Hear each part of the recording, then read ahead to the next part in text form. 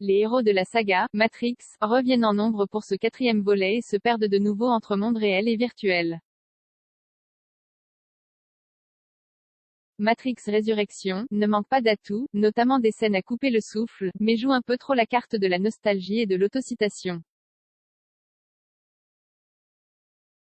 Ils sont de retour. Neo, Trinity et Morpheus ont mis près de 20 ans à se réinventer pour Matrix Résurrection, réalisé en solo par Lana Wachowski. Certains ont bien vieilli, Keanu Reeves et Carrie-Anne Moss. D'autres moins, Jada Pinkett Smith avec un maquillage surprenant. D'autres ont été remplacés, Laurence Fishburne a pris les traits de Yahya Abdul-Mateen II, et certains arrivent en renfort, coucou Neil Patrick Harris. La trilogie parle de très belles relations amoureuses, du combat de l'être humain et du sens de notre vie, explique Lana Wachowski dans une note d'intention. C'est ce que la réalisatrice a voulu insuffler à ce quatrième volet qui évolue entre univers virtuel et réel en entraînant le spectateur à sa suite. Ce voyage est à l'image du film qui tente de se frayer une voie entre références et nouveautés, comme semblent le faire de plus en plus les grosses productions hollywoodiennes. Témoin le récent Spider-Man, No Way Home où les spectateurs sont largués s'ils n'ont pas vu les films précédents.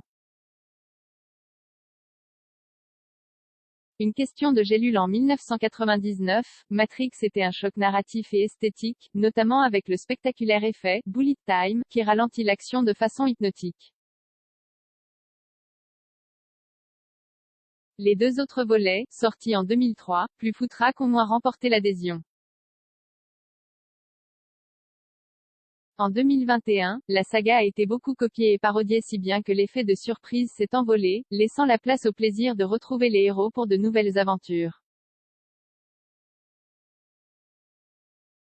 Lana Wachowski a pris cet élément en compte. Elle transforme son héros en créateur de jeux vidéo, auteur d'une saga Matrix pas bien dans sa tête et sa célébrité, qui s'interroge sur la pertinence de lancer un nouveau volet mais y est contraint par des financiers cupides.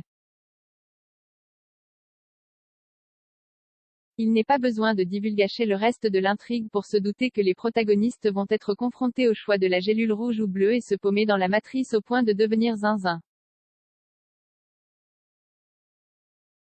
Si vous ne comprenez pas cette phrase, vous touchez du doigt le problème du film, il faut déjà être familier avec la saga Matrix, ou tout au moins avec le premier volet, pour suivre. Des trop nombreux extraits des autres films ne suffisent pas vraiment pour s'y retrouver. De l'action et de la nostalgie, quelques scènes à couper le souffle, elle sait vraiment y faire. Lana, une dose d'autodérision et un joli sous-texte romantique rendent indulgent pour l'ensemble malgré quelques baisses de rythme, 2h30, ce n'est pas raisonnable, et un certain moment de cabotinage vraiment collector d'un acteur français qui semble avoir explosé en vol. Matrix Résurrection fonctionne principalement sur la nostalgie, ce qui en constitue tout autant le charme que les limites. 3 commentaires 19 partages partagés sur Messenger, partagés sur Facebook, partagés sur Twitter, partagés sur Flipboard, partagés sur Pinterest, partagés sur LinkedIn, envoyé par mail, sauvegarder une faute, imprimé.